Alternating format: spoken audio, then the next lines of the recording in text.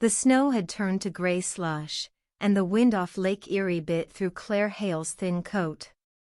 She and her 7-year-old daughter, Lucy, searched behind a bakery, hands numb as they dug through bins for scraps of bread. Lucy slipped on the ice, the small loaf she'd found skidding into the gutter. A man in an expensive overcoat stepped from a black SUV, picked it up, and brushed it clean. "Hunger's not shameful, kid," he said quietly. "Walking past it is." Minutes later, he'd bought them soup at a corner cafe, then disappeared, leaving only a paper bag on the table. Inside, a few bills and a white card embossed in silver letters. Nick Delacourt. Imports and Logistics. Claire stared at it, the snow melting in her hair, knowing nothing in her life would ever be the same again. 3 days after that night, the eviction notice fluttered on the trailer door, final notice in red ink, bleeding in the wind. Lucy's cough had turned sharp, her skin fever-hot. Claire sat by the sputtering heater, the white business card balanced between her fingers. She'd sworn not to call. But hunger and fever make oaths meaningless. She dialed. "Delacourt," came the voice, calm, distant. "This is Claire Hale. From the bakery." A pause. Then softer, "You and the little girl." "Yes. We're being evicted. My daughter's sick." He didn't hesitate. "Be ready in an hour." The black sedan arrived through falling snow, its headlights cutting the dark. The driver said nothing as they drove, city lights fading into the white silence of countryside. Lucy slept, her breath raspy, her head against Claire's shoulder. The mansion appeared at the end of a long, tree-lined road, stone walls, iron gates, the kind of house that seemed to watch you back.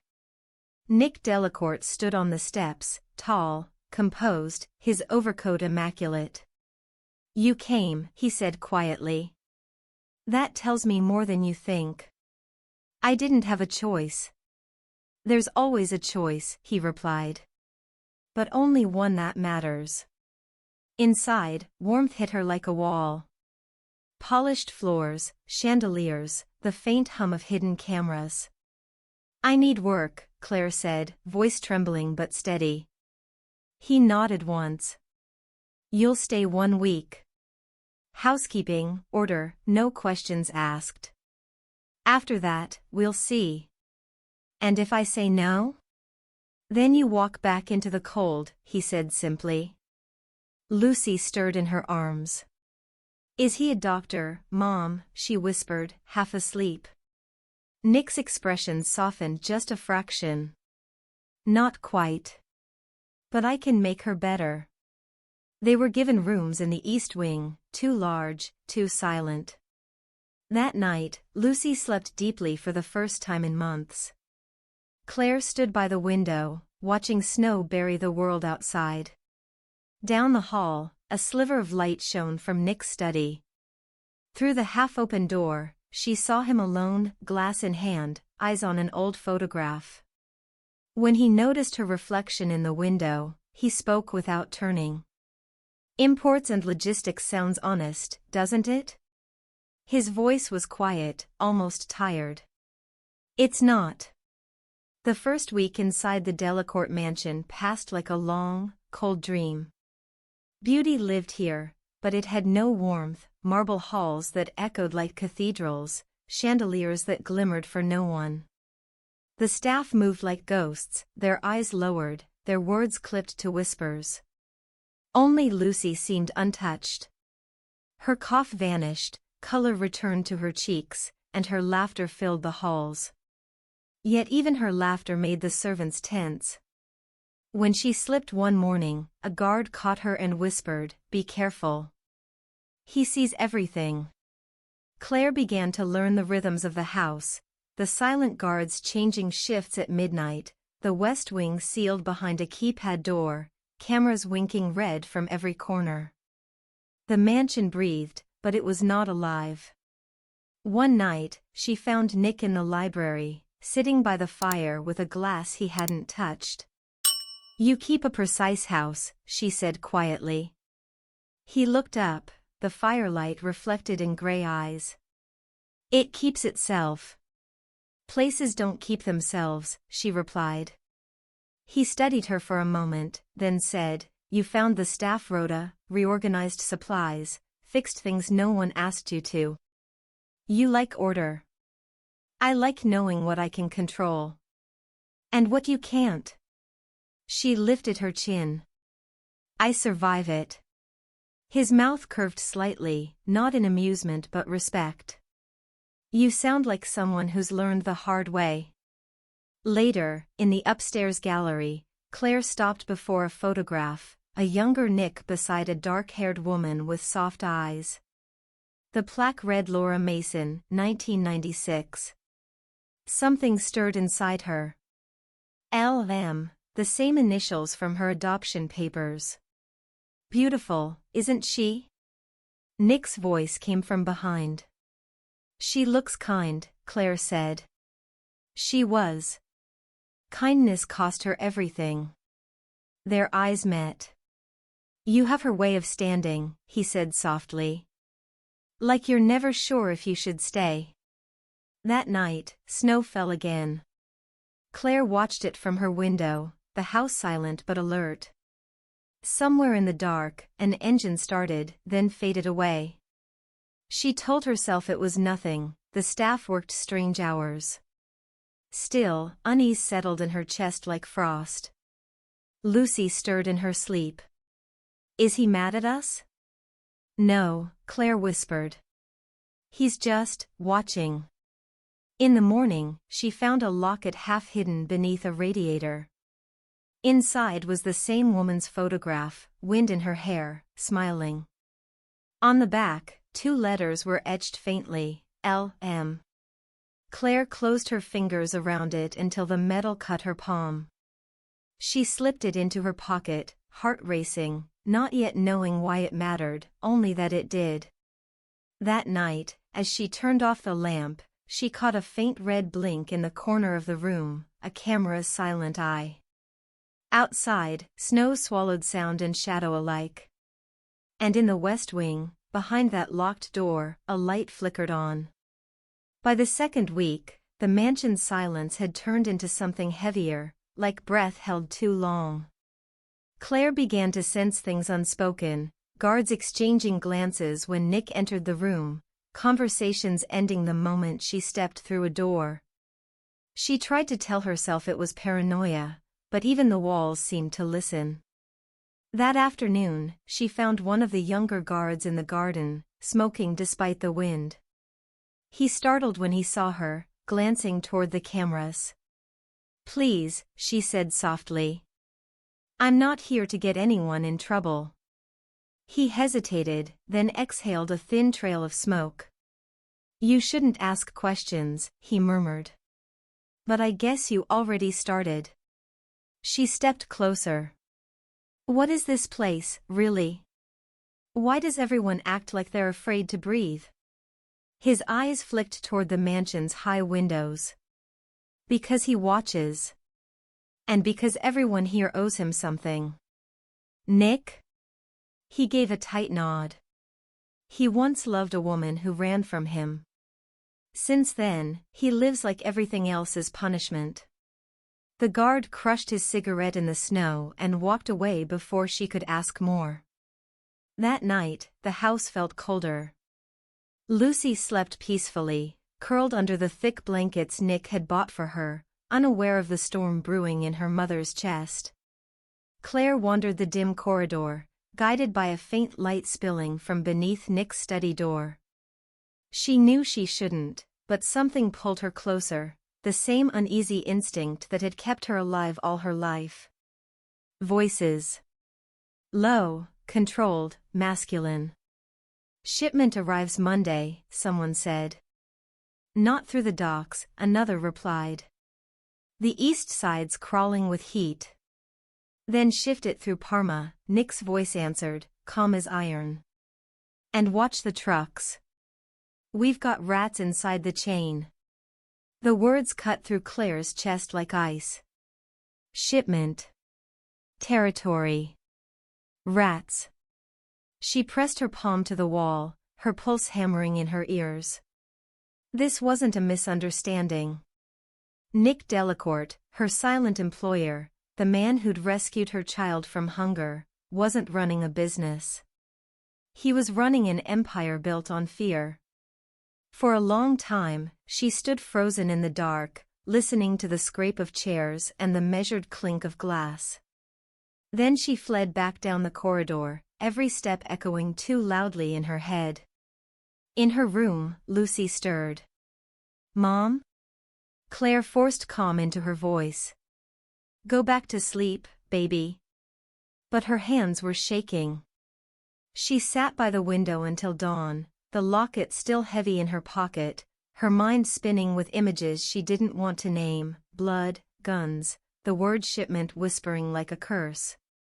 When morning came, she found Nick in the breakfast room, alone, reading the paper like nothing had happened. He looked up when she entered, and for a heartbeat their eyes met. He smiled faintly. "Lucy's feeling better?" "Yes," Claire said. Her throat tightened. "She likes it here." "I'm glad." He poured her coffee, steady hands, impeccable manners, yet something in him had changed. The mask was still there, but she could see the cracks, the exhaustion, the old grief, the silent torment behind every careful gesture. Lucy ran in, laughing, and Nick's whole face softened. He lifted the girl into his arms, pressing a kiss to her hair. For a moment, the world shrank to that small, impossible tenderness. And Claire, watching him, felt her certainty fracture. If he was truly a monster, why did his eyes hold so much sorrow? Why did his voice sound like someone begging for forgiveness from ghosts? Outside, snow began again, thick, endless, blurring the lines between innocence and guilt. Inside, the house waited, listening. The days after that night moved strangely, like time itself was holding its breath. Claire still cleaned the same rooms, folded the same sheets, smiled when Lucy laughed, but something behind her ribs had changed shape. Every sound in the house felt sharper now, the click of a lock, the hum of the cameras, Nick's slow footsteps in the hallway above her room. She tried to believe she was wrong. That he wasn't what she feared. But the lie refused to hold. One afternoon she found his comb beside the sink, a single gray hair caught in the teeth. She stared at it for a long time. Her pulse beat hard, heavy with guilt. She knew what she was about to do, and did it anyway. That evening, she slipped the hair into an envelope, mailed it to a private lab under a fake name, and spent the next 3 days living between fear and nausea. Every time she saw Nick, she imagined him discovering what she'd done. But he just nodded politely, his voice always soft when he spoke to Lucy, almost reverent. When the results finally arrived, a plain brown envelope under her door, she almost didn't open it. Almost. Inside, one sentence. Probability of paternity, 99.98%. The room tilted. She sat on the floor, clutching the paper. For a moment, the world went absolutely still. Then her breathing came back in jagged pieces. She thought of the locket, of the photograph in the gallery, Laura Mason, 1996.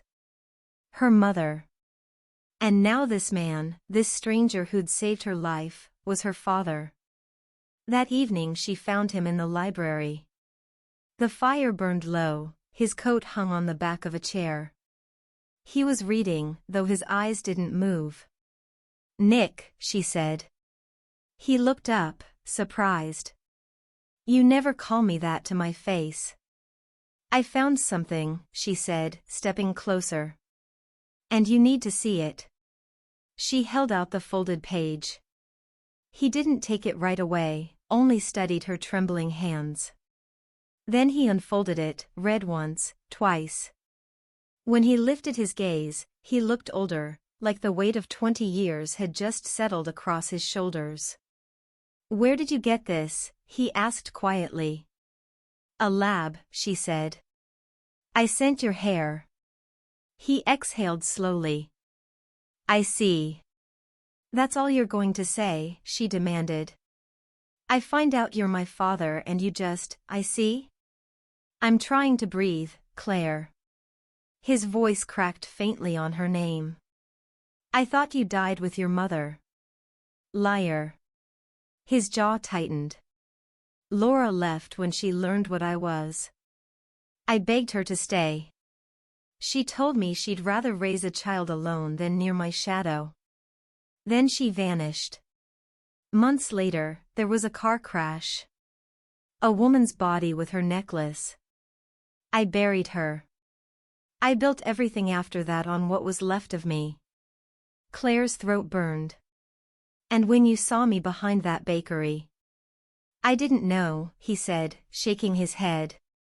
"I swear to you, I didn't. But something, God, something, hit me.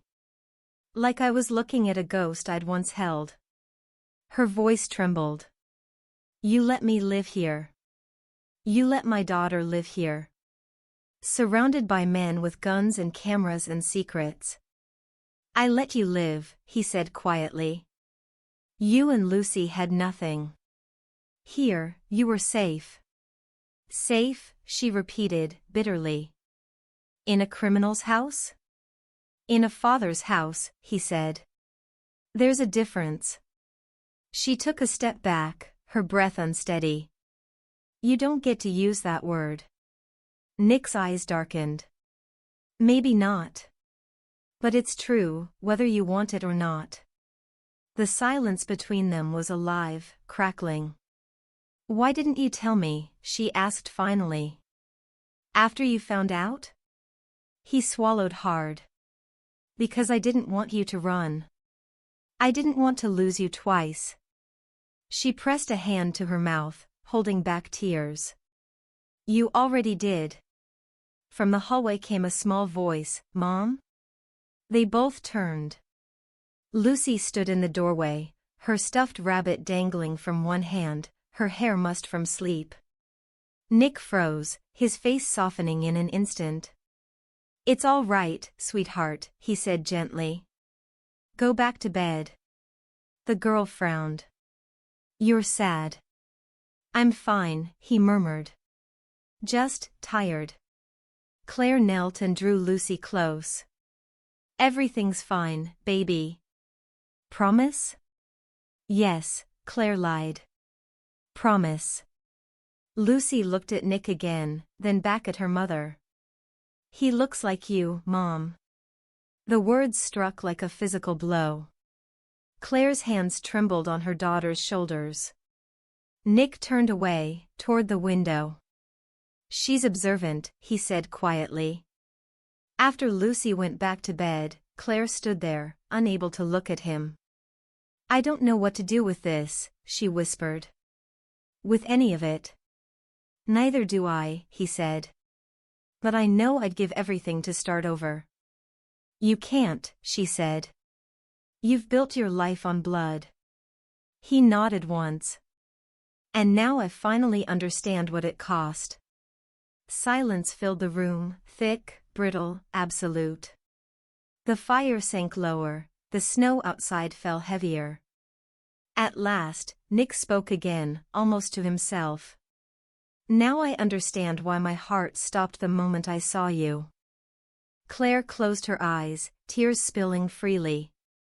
She didn't answer. Because for the first time, she believed him. The first signs of collapse came quietly. A missing car. A cancelled shipment. The hum of telephones that no longer connected anywhere. Nick stood at the window, a glass untouched in his hand. Claire watched him from the doorway. "Something's wrong." He didn't turn. "Something's ending." "What happened?" He exhaled. "Bertali." My lieutenant. He sold the books. The bureau has everything now, routes, accounts, names. All of it. You trusted him, she said. I built him. Nick gave a mirthless laugh. That's the problem with family. They learn your pulse before they learn your loyalty. She moved closer. Can't you fix it? Make a deal? With what? Truth? He finally looked at her. The only thing I have left that's honest is you and that child. I won't let them touch that. 2 days later the news was everywhere. Federal investigation expands. Racketeering. Arms smuggling. Reporters circled the mansion like crows over a carcass. Claire found him sitting at the kitchen table, sleeves rolled, the morning paper folded beside a pistol. You could still stop this, she said. Turn yourself in. Tell them everything. Nick's eyes were gray steel. Men like me don't turn themselves in, Claire. We get turned in. And then what? You vanish, leave us here? I leave so you can have a life that isn't written in blood. Lucy will ask for you. Then tell her the truth, he said softly. Tell her I fed her when no one else would. That night the wind carried the sound of distant engines. He heard it first. They're not here yet, he said, already pulling on his coat. But they will be. She caught his arm. Nick, please, don't do this. He opened a drawer and lifted out a weathered suitcase. Take this. There's cash, clean IDs, enough to start somewhere far from here. Her voice broke. You can still come. I could live hunted, he said quietly. I can't live caged. Lucy appeared, blinking sleep from her eyes. Mom? What's happening? Claire forced a smile. We're going on a trip, baby. Nick knelt, smoothing the child's hair. You listen to your mom. Be good. I am good, Lucy said indignantly. He smiled faintly. Then you're already better than me. From outside came the faint echo of a helicopter. Claire's heartbeat matched its rhythm. Nick, she whispered, if you run, they'll never stop. I know. He took her hand. But they'll be chasing me, not you. That's the difference. They moved fast through the service corridor. The old sedan waited in the garage, its engine idling like a secret. Snow fell thick, swallowing sound. As they drove, Claire watched him from the passenger seat, the orange dashlight cutting hard lines across his face. Was it worth it? She asked suddenly. What? All of it. The money. The power.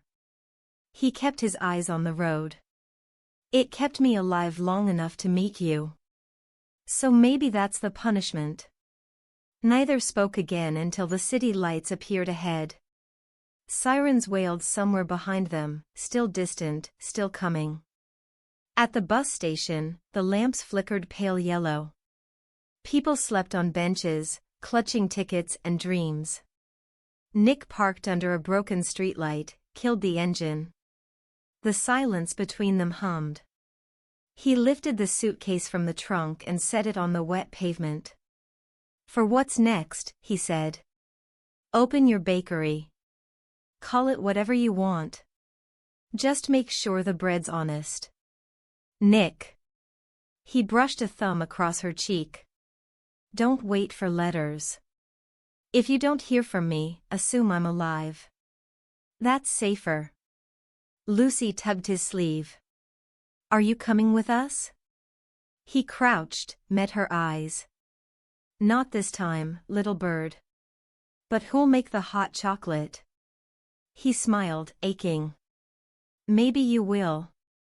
She threw her arms around his neck. He held her, eyes closed, breathing her in as if to memorize her scent. When she stepped back, he pressed a kiss to her hair. Go on. Claire hesitated. You can still choose different. I am, he said. I'm choosing you. The loudspeaker crackled, Bus 47 departing for Columbus. Sirens flared in the distance. He took one last step back. Whatever they say about me, remember what you saw. And what did I see? He managed a smile that hurt to watch. A man who tried. The bus door hissed open. Claire gathered Lucy's hand and the suitcase, stepped toward the light. When she turned back, the car was already gone, headlights swallowed by snow. Days turned to weeks. Weeks into months. A year passed with no word. The FBI came, questioned, searched, but found nothing. Every account erased, every safe house burned. Nick Delacourt had vanished. The suitcase built their new beginning, a small apartment, an oven, a sign above a narrow storefront that read Cold Bread Bakery. Claire baked at dawn, Lucy did homework in the corner, and the air smelled of warmth that money couldn't buy. Sometimes, when night settled and snow began again, Claire would pause mid-need, certain she heard an engine slow outside, just long enough to make her heart forget its rhythm, before it faded back into the dark. Nick Delacourt had not surrendered. He had not been caught. He had simply, terribly, disappeared. 3 winters passed. Cleveland forgot his name, the news found fresher villains. But Claire remembered every sound of that night, the sirens, the snow, the last thing he said, keep her warm. Keep her honest. The bakery kept her alive. Cold bread became a small miracle on a quiet street, the smell of yeast and sugar spilling out into the cold mornings, the laughter of her daughter somewhere among trays and mugs. Lucy turned 10. She had his gray eyes and her mother's stubborn mouth. Sometimes, when Claire worked alone after closing, she still caught herself glancing at the door, half expecting the bell to ring. It never did. Until one evening in early spring. The light outside was soft and gold, the snow just beginning to melt. Claire was wiping the counter when the door opened. Sorry, we're closed, she said without looking up. A pause. Then a voice she hadn't heard in 3 years. I was never good at closing hours. She turned, and everything stopped. He stood there in a worn coat, thinner, older, but unmistakably him. Snowmelt darkened the floor around his boots. For a moment neither moved. Nick, she whispered. He smiled faintly. Not anymore. Victor Hale, if anyone asks. Her throat tightened. You shouldn't be here. Maybe not, he said softly. But I came home anyway. Tears blurred her vision before she could stop them. You left us with ghosts. I thought ghosts were safer than my name, he said. But I was wrong. She came closer, slow, disbelieving. Where were you? Everywhere. Nowhere. Long enough to learn what peace costs. From the kitchen came the sound of small feet. Lucy appeared, wide-eyed, a streak of flour on her cheek. Mom? Claire opened her mouth, but Lucy was already running. I knew you'd come back. Nick caught her mid-leap, laughing through the tears that hit his collar. You got taller, he said. And you got old, she replied, grinning. He looked at Claire over the girl's shoulder. She's still honest. She learned from the best, Claire said quietly. The 3 of them stood there for a while, the smell of bread wrapping around them like warmth itself. Later, after Lucy went upstairs, they sat in the dark bakery, the ovens cooling, the city silent outside. Claire poured coffee, he took it without sugar, the way he always had. So what now? She asked. He looked around the small shop, the jars, the old radio, the trays of cooling loaves. Now, he said. We breathe. We keep the ovens warm. And we try to deserve this. She smiled faintly. You think we ever will? Maybe not, he said. But we'll try anyway. Snow began to fall again, light, harmless, as if the world itself had forgiven them a little. Lucy's laughter drifted down from upstairs. Nick reached across the table and took Claire's hand, rough against rough, steady against steady.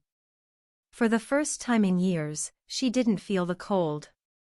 Outside, the sign swung gently in the wind, cold bread, its paint faded but unbroken. Inside, the light stayed on long after closing. And for once, that was enough.